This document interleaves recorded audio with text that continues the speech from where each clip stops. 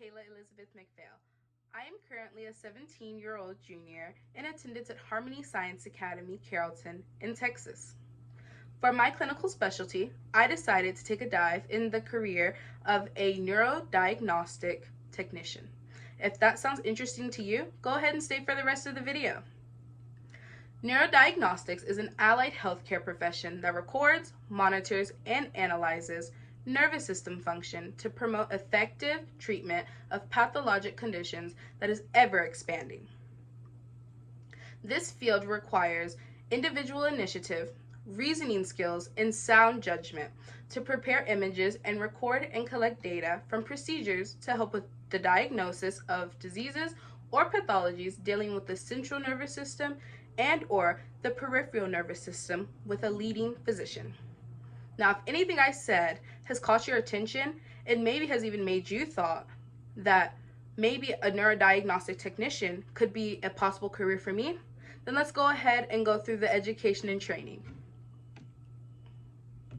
First, you would need a high school diploma or a GED equivalent.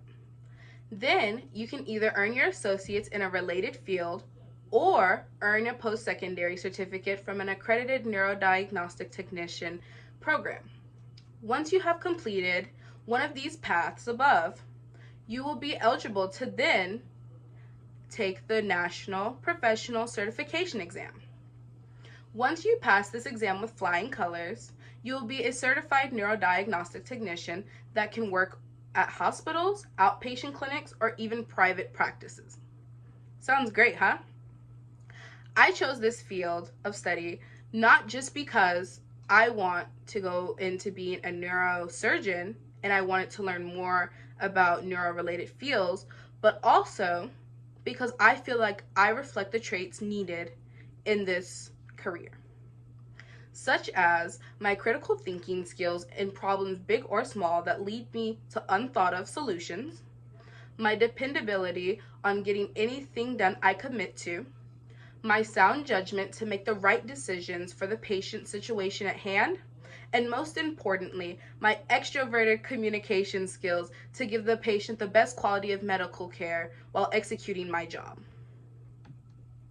These will be what make me a great neurodiagnostic technician. With the help of Dr. Amber Cepeda, I was able to model the placings of electrodes for an EEG. Go ahead and follow me while I place the video here. I have a marker to mark each place I'm going to measure on the model head.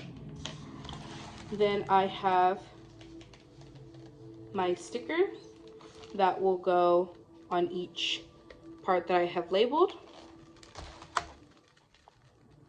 And then I have my Q-tips for the cleaning and my gloves. To have my patient who is sitting in a chair, because if I were doing this in real life, he would be sitting in a chair. Then I'm going to mark the nason, which is right here, right between the nose and the eyes.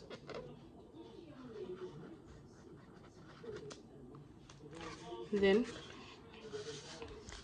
I'm going to mark the yin yang, which should be accompanied by a bump.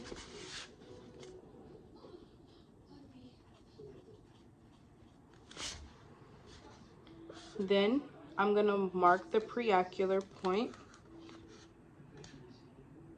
The circumference of the head. I'm going to take it around about, just like so. We're going to keep going till we get to the front. As I mark this with my hand to where to put it in the front. See? Just like that. And we're going to mark that with our hand. Just like so. And I already have the numbers in my head of which points are which. To take a Q-tip, and if we had the preparation gel, we would dab it with the gel. And we're going to start right here, and we're going to take it and we're going to rub it 1, 2, 3, 4.